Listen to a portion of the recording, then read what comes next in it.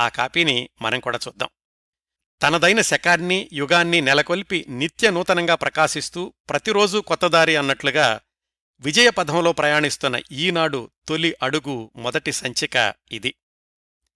ప్రారంభ సంచికలోనే సంచలనాత్మక వార్త, మెయిన్ హెడ్డింగ్ ఏంటంటే అమెరికన్ అధ్యక్షుడు నిక్సన్ రాజీనామా. ఈ మొదటి పేజీలోనే మనం గమనించాల్సిన అంశం పక్కనే ఆముదాల వలస చక్కెర ఫ్యాక్టరీ సీజన్ కార్మికుల ఇబ్బందులు. దాదాపుగా ఆ అంతర్జాతీయ వార్త ఎంత ప్రాధాన్యతతో ఉందో సుమారుగా అదే ప్రాధాన్యతతో పాఠకులను ఆకర్షించింది ఈ స్థానిక వార్త కూడా. స్థానిక వార్తలకు ప్రాధాన్యత అనే విషయాన్ని కూడా మొట్టమొదటి సంచికలోనే స్పష్టం చేసింది ఈనాడు. కింద చూడండి, అక్కడ నిక్సన్ మెడ విరిచిన వాటర్ గేట్. ఇలాంటి హెడ్డింగ్స్ ఆ రోజుల్లో చాలా కొత్త. తెలుగు జాతీయాలు, వాడుక భాష ఇవన్నీ కలిపి చదవడానికి సులువుగా సరళంగా పాఠకుల్ని తనతో పాటు తీసుకెళ్ళింది ఈనాడు. తరువాత ఇప్పటికూడా ఈనాడు దినపత్రిక మొదటి పేజీకి ప్రత్యేక ఆకర్షణగా నిలుస్తున్న కార్టూన్లు. అదుగో ఆ పరంపరకు మొట్టమొదటి బీజం ఈ కార్టూను మిత్రులు బాలీగారు వేసింది. రూపాయి విలువ 20 పైసలంట, లెక్కగట్టి మరీ రూపాయికి ఈ తోటకూర కొమ్మ ఇచ్చింది కూరలమ్మ అని భర్త భార్యకి చెప్తున్నాడు ఒక తోటకూర తీసుకొచ్చి. అంటే ధరలు ఎక్కువగా ఉన్నాయి, దాన్ని ఈ ద్రవ్యోల్బణాన్ని పోలుస్తూ రూపాయి విలువ 20 పైసలు అన్నదానికి వ్యంగ్యాత్మకంగా వేశారు కార్టూన్. దానికి హెడ్డింగు ఈనాడు అని పెట్టారు. ఇంకా మొట్టమొదటి రోజు ఈనాడు పత్రిక సంపాదకీయంలో ఏం రాశారో చూద్దాం.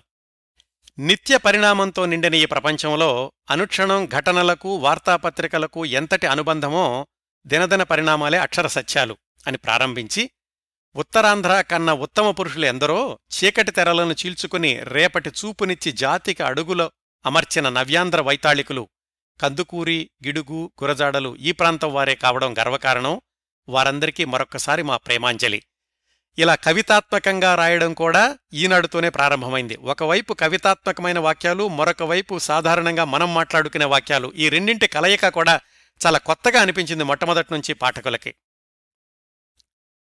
తర్వాత ఏం రాశారంటే, కావడానికి ప్రాంతీయ దినపత్రికే కాని ముందుకు సాగడానికి మాత్రం సంకుచిత ధోరణులకు ఈనాడు తలవగ్గబోదు.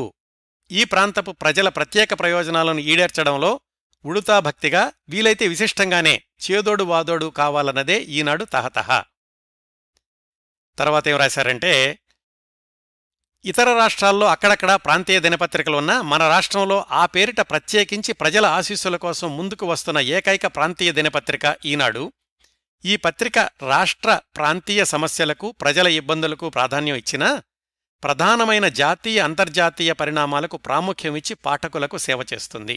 మొదట్లోనే ప్రాంతీయ పత్రిక అనుకున్నారు, కానీ ఆ తర్వాత ఇన్ని శాఖోపశాఖలుగా విస్తరించి ఈనాటికి అది కేవలం రాష్ట్రపత్రికే కాదు, జాతీయ పత్రిక కూడా అయ్యిద్ది, ఇతర రాష్ట్రాల్లో కూడా ప్రింటింగ్ చేస్తూ.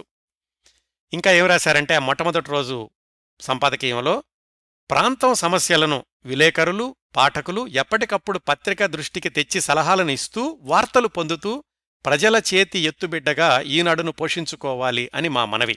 మా పత్రిక అనకుండా ఇది మీ పత్రిక, మీరు కూడా మా దృష్టికి తీసుకొచ్చి సలహాలనిస్తూ దీన్ని వార్తలుగా మీరు పొందుతూ మీరు ఎత్తుకుని పోషించండి ఈ పత్రికను అని రాశారు. చిట్ట చివరగా ఏం చెప్పారంటే, ఇక్కడే పాఠకులకు మరొక విన్నపం. సంప్రదాయం పేరిట సంపాదకీయాలకు ఈనాడు స్వస్తి చెప్పదలుచుకుంది. జాగ్రత్తగా చూడండి, సంప్రదాయం పేరిట సంపాదకీయాలకు ఈనాడు స్వస్తి చెప్పదలుచుకుంది. రాయగల అవకాశాలు ఉన్నా అవసరాల మేరకే, అందులోనూ తప్పదు అని తాను భావించినప్పుడే ఈనాడు సంపాదకీయాలు అందజేస్తుంది అనుకున్నారు. కానీ మొట్టమొదట్లో, అంటే రోజూ సంపాదకీయాలు వద్దు, అవసరమైనప్పుడు ప్రత్యేకమైన సందర్భాలున్నప్పుడు మాత్రమే సంపాదకీయాలు రాద్దాము అని మొట్టమొదట్లో అనుకున్నారు. కానీ తప్పలేదు. తర్వాత ప్రతిరోజు ఏదో ఒక ప్రత్యేకత ఉంటుంది, అందుకని సంపాదకీయాలనేవి ముందులో అనుకున్నట్లుగా అప్పుడప్పుడు కాకుండా ప్రతిరోజూ కొనసాగుతూనే వచ్చినాయి. ఇది మీ పత్రిక, మీ చేతిలో ఎదిగి రావాల్సిన పత్రిక. ప్రజాశక్తికి మించిన బలం మరొకటి లేదు. ఆ శక్తికి నిష్పాక్షికంగా అక్షరరూపమిచ్చి కళింగసీమలో కాలు నిలదొక్కుకోవాలని ఈనాడు ఆశిస్తోంది. ఇదండి మొట్టమొదటి ఈనాడు దినపత్రిక సంపాదకీయం. ఇవండి తొలి అడుగులు